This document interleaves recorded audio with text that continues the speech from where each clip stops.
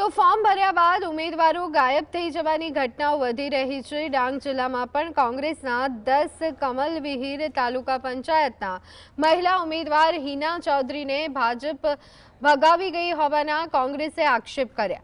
છેલ્લી ઘડીએ એવો ટ્વિસ્ટ આવ્યો કે હિનાબેન ચૌધરીને ભાજપના કાર્યકર્તાઓ સાથે પોલીસની સુરક્ષામાં જિલ્લા પંચાયત કચેરીમાં લવાયા। એવું રક્ષણ અપાયું કે જિલ્લા પંચાયતની કચેરીમાં કોંગ્રેસના નેતાઓને તેના જ ઉમેદવારોને મળતા અટકાવાયા। જે બાદ પોલીસ અને કોંગ્રેસી કાર્યકર્તાઓ વચ્ચે ગરમાગરમી પણ જોવા મળી।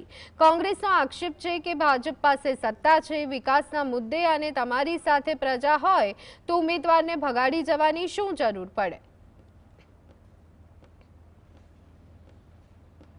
પૈસાદાર પાર્ટી છે, એ લોકો પાસે સામેથી લોકો આવે ને વિકાસ કરેલો છે તો લોકો તો આવવાના જ છે। તો લઈ ભાગવાનું કોઈ પણ કારણ હોવું નહીં જોઈએ ને લઈ ભાગવાનું કારણ એ જ કે એ લોકો સામે પબ્લિકને જોઈને ગભરાય એટલે લઈ ભાગવાનું એ લોકોને એવું કે અમને હરાવશે એમ કરીને લઈ ભાગીને બિનહરીફ કરવાની એ લોકોમાં દાનત છે એટલે લઈ ભાગતા છે એ લોકો।